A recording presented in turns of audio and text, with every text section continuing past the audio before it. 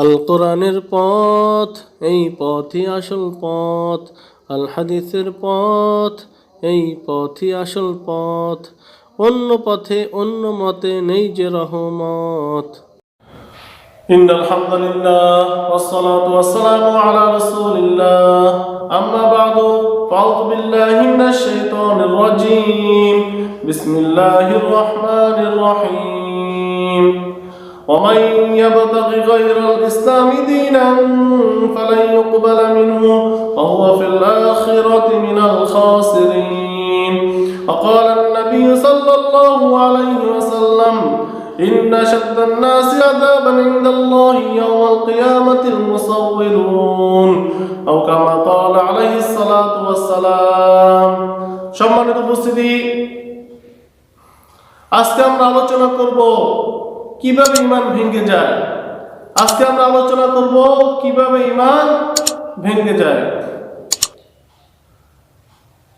সম্মানিত উপস্থিতি, আজকে আমরা দেখতে পাচ্ছি অধিকাংশ মুসলমান যারা উজু ভঙ্গের কারণ জানে, অধিকাংশ মুসলমান উজু ভঙ্গের কারণ জানে, কিন্তু ঈমান ভঙ্গের কারণ জানে না। তারা মনে করে যে ঈমান একবার আনলে সেই ঈমান আর কখনো ভাঙ্গে না, সেই ঈমান কখনো আর ভাঙ্গে না। তাদের এই ধারণা, সেই ঈমান আর কখনো যায় না, কিন্তু এই ধারণাটা ভুল। কোন ব্যক্তি, কোন মুসলমান উজু করার পরে যেমন উজু ভঙ্গের কোনো কারণ পাওয়া গেলে তার উজু ভেঙে যায়, তদ্রূপ কোন ব্যক্তি ঈমান আনার পরে, মুসলমান হওয়ার পরে কোনো ঈমান ভঙ্গের কারণ পাওয়া গেলে ঈমান ভেঙে যায়।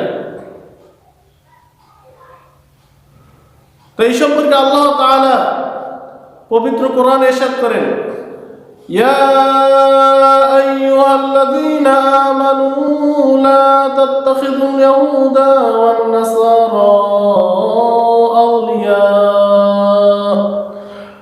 বা'দুহুম আউলিয়াউ বা'দ ওয়া মান ইয়াতাওয়াল্লাহুম মিনকুম ফাইন্নাহু মিনহুম ইন্নাল্লাহা লা ইয়াহদিল কওমায যালিমিন।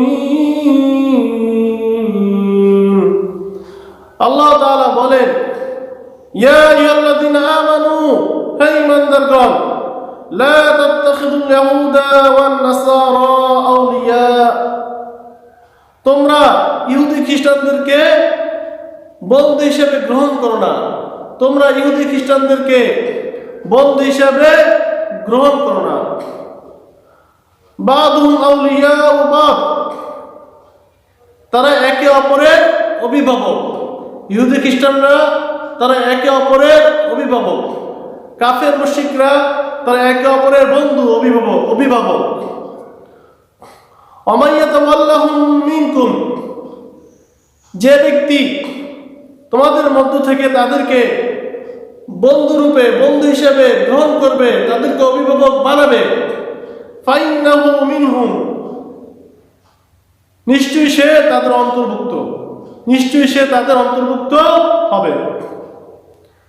ইন্নাল্লাহা লা ইয়াহদিল কওমায যালিমিন,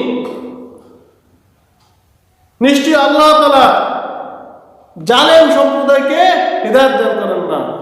নিশ্চয়ই আল্লাহ তাআলা জালেম সম্প্রদায়কে হিদায়াত দান করেন না। সম্মানিত উপস্থিতি, এই আয়াত থেকে আমরা জানলাম যে ব্যক্তি মুসলিম হওয়া সত্ত্বেও,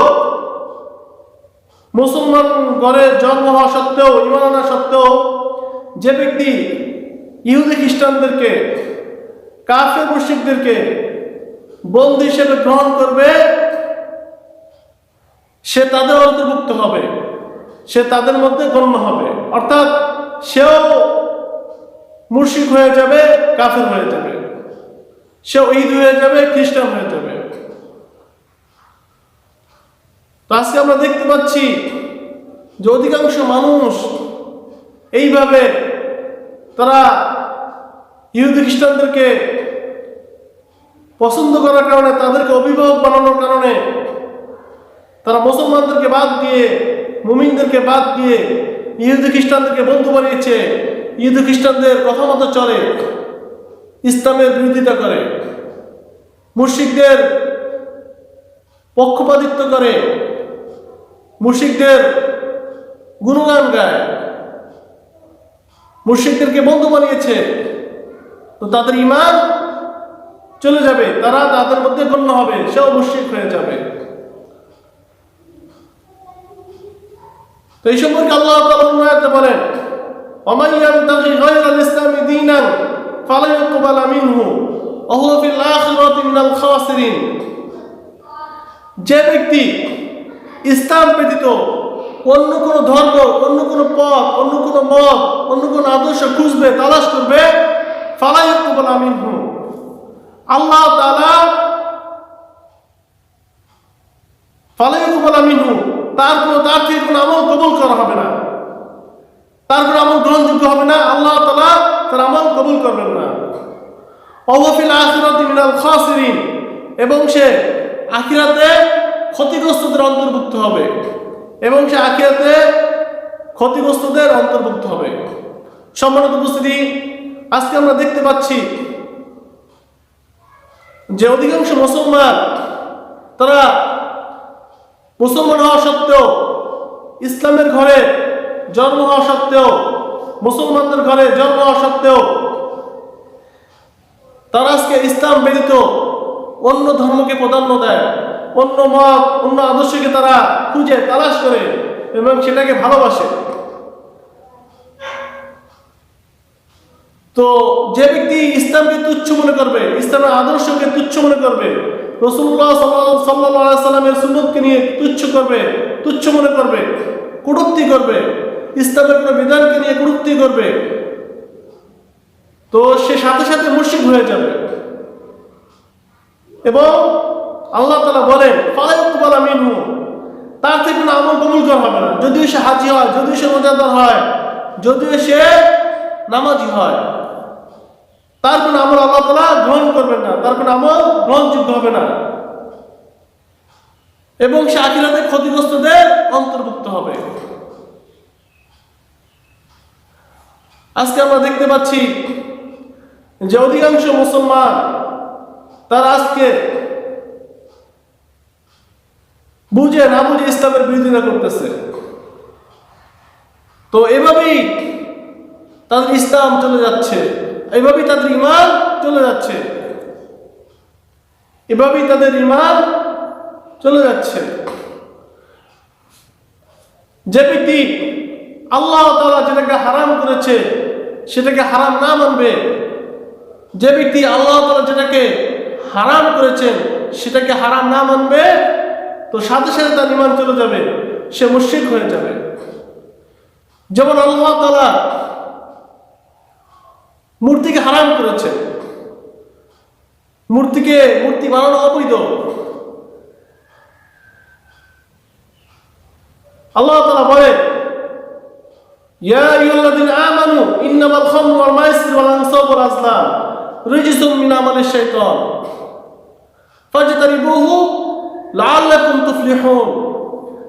ইয়া আইয়ুহাল্লাযীনা আমানু, হে ঈমানদারগণ, ইন্নামাল খামরু, নিশ্চয় মদ, ওয়াল মাইসিরু, জুয়া, ওয়াল আনসাবু, মূর্তি, ওয়াল আজলামু, লটারি, রিজসুম মিন আমালিশ শাইতান, এগুলি শয়তানের অপবিত্র কাজ। ফাজতানিবুহু, তোমরা এই অপবিত্র কাজ থেকে বেঁচে থাকো। লাআল্লাকুম তুফলিহুন, যাতে তোমরা কামিয়াব হতে পারো, সফলতা অর্জন করতে পারো। তো আল্লাহ তাআলা এখানে চারটা বিষয়কে নাপাক বলেছেন, অপবিত্র বলেছেন। এর মধ্যে প্রথম হলো মদ, তারপর জুয়া, তারপর মূর্তি, তারপর লটারি। আল্লাহ তাআলা 3 নম্বরে মূর্তির কথা বলেছেন, মূর্তি আল্লাহ তাআলা নাপাক বলেছেন। এক আল্লাহ তাআলা রিজসুন শব্দটি ব্যবহার করেছেন। রিজসুন এমন বস্তুকে বলে যেটাকে মানুষ দেখলেই ঘৃণা করে। তো আল্লাহ তাআলা এই শব্দটি এখানে ব্যবহার করে বুঝাতে চাচ্ছেন যে মূর্তি হলো নাপাক, তোমরা এর থেকে বেঁচে থাকবা, এর থেকে দূরে থাকবা। এটাকে মহব্বত করা যাবে, এটাকে ঘৃণা করতে হবে, এটাকে দেখলেই ঘৃণা করতে হবে। কারণ মূর্তি মানুষকে শিরকের দিকে নিয়ে যায়।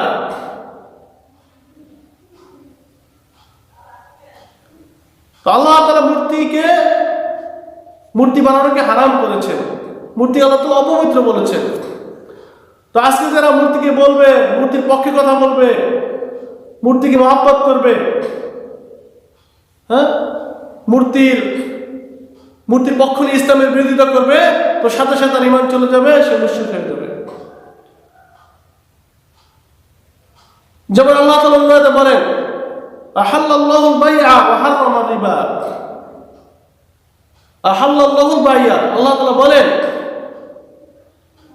আল্লাহ তাআলা ব্যবসাকে হালাল করেছেন। আহাল্লাল্লাহুল বাই'a, আল্লাহ তাআলা ব্যবসাকে হালাল করেছেন, ওয়া হাররামা রিবা, এবং সুদকে হারাম করেছেন, এবং যে ব্যক্তি বলবে যে সুদ হালাল, সুদ হারাম, এটা মানি না, যে ব্যক্তি সুদকে বৈধতা দিবে, সুদের লাইসেন্স দিবে, তো সাথে সাথে তার ঈমান চলে যাবে, সে মুশরিক হয়ে যাবে। যেমন আল্লাহ তাআলা মদকে হারাম করেছেন। কেউ যদি মদকে হালাল বলে, বৈধতা দেয়, হালাল বলে বৈধতা দেয়, সাথে সাথে ঈমান চলে যাবে। আল্লাহ তাআলা জিনাকে হারাম করেছেন। কেউ যদি জিনাকে বৈধতা বলে, কেউ যদি জিনাকে বৈধ বলে, তো সাথে সাথে ঈমান চলে যাবে। কেউ যদি জিনাকে হালাল বলে বৈধতা দেয়, সাথে সাথে ঈমান চলে যাবে, সে মুশরিক হয়ে যাবে। তো এরকম আল্লাহ তাআলা অসংখ্য কোরআন আয়াত আছে, আল্লাহর বিধান আছে, যেগুলোকে অধিকাংশ মানুষ না মানার কারণে, অধিকাংশ মানুষ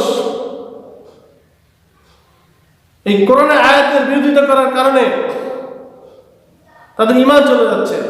তারা কোরআনের বিধানকে না মানার কারণে, তারা কোরআনের আয়াতকে, কোরআনকে, রাসূলের হাদিসকে, রাসূলকে অবজ্ঞা করার কারণে, তারা এটাকে তুচ্ছ তাচ্ছিল্য করার কারণে তাদের ঈমান চলে যাচ্ছে। তো এই সম্পর্কে আল্লাহ তাআলা বলেন, আমা ইউমিনু আকসারুহুম বিল্লাহি ইল্লা হুম মুশরিকুন, যে অধিকাংশ মানুষ ঈমান আনা সত্ত্বেও মুশরিক, অধিকাংশ মানুষ ঈমান আনা সত্ত্বেও মুশরিক। তো আজকে আমরা দেখতে পাচ্ছি যে এভাবেই অধিকাংশ মানুষ, তারা কোরআন হাদিসের বিরোধিতা করার কারণে, আল্লাহ এবং আল্লাহ রাসূলের ইসলামের বিরোধিতা করার কারণে তাদের ঈমান চলে যাচ্ছে।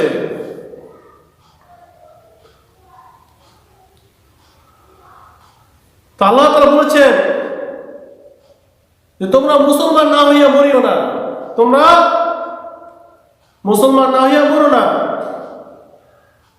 ওয়ালা তামুতুন্না ইল্লা ওয়া আনতুম মুসলিমুন, তোমরা মুসলিম না হয়ে মৃত্যুবরণ করো না। তো মুসলিম কাকে বলে?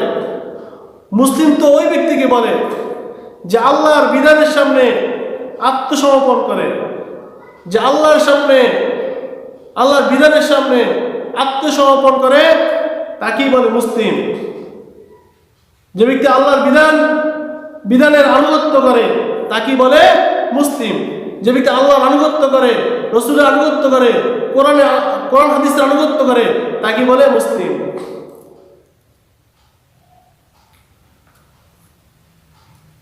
এই জন্য আল্লাহ তাআলা বলেছেন তোমরা পরিপূর্ণ মুসলিম হও, যে কিছু মানবা কিছু মানবা না তা হবে না। আল্লাহ তাআলা আয়াতে বলেন, ইয়া আইয়ুহাল্লাযীনা আমানু দুখুলু ফিস-সিলমি কাফা, হে ঈমানদারগণ, তোমরা ইসলামে পরিপূর্ণভাবে প্রবেশ করো, তোমরা ইসলামে পরিপূর্ণভাবে প্রবেশ করো। তো আল্লাহ তাআলা এখানে বলেছেন ইসলামে পরিপূর্ণভাবে প্রবেশ করতে। তা আপনি যদি ইসলামের যেটা ভালো লাগলো সেটা মানলেন, আর যেটা ভালো লাগলো না সেটা মানলেন না, তাহলে তো আপনি পরিপূর্ণ মুসলিম হতে পারলেন না, আপনি পরিপূর্ণভাবে ইসলামে প্রবেশ করতে পারলেন না।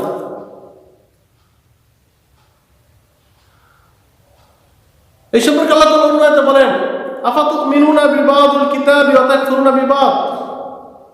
আফাতুমিনুনা বিবাদিল কিতাব, তোমরা কি কিতাবের কিছু অংশের প্রতি ঈমান আনবে আর কিছু অংশকে অস্বীকার করবে? তা হবে না, বরং কি আপনাকে পরিপূর্ণভাবে আল্লাহ তাআলার বিধানকে মেনে নিতে হবে, তাহলে আপনাকে মুসলিম বলা হবে।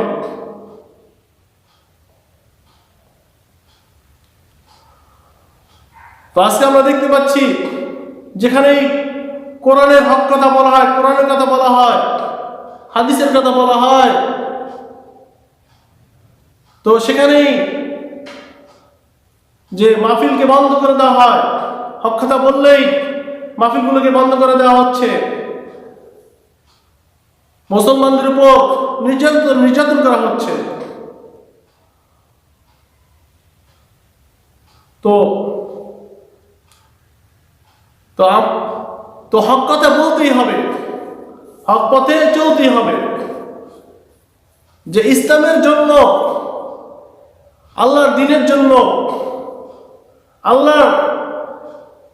আল্লাহর দ্বীনের জন্য, আল্লাহর দ্বীন কায়েম করতে গিয়ে যদি শহীদ হতে হয়, তো আল্লাহর দ্বীনের জন্য জীবন দেওয়ার নামই হলো জীবনের সার্থকতা। আল্লাহর দ্বীনের জন্য জীবন দেওয়ার নামই হলো জীবনের সফলতা। তো সম্মানিত উপস্থিতি, আল্লাহ তাআলা কুফর, শিরক, বিদআত থেকে হেফাজত করে আমাদেরকে ঈমানের সাথে মৃত্যু দান করুক। পৃথিবীর সমস্ত মুসলমান নরনারীকে আল্লাহ তাআলা কুফর, শিরক, বিদআত থেকে হেফাজত করুক। ওয়া আখিরু দাওয়ানা আনিল হামদুলিল্লাহি রাব্বিল আলামিন।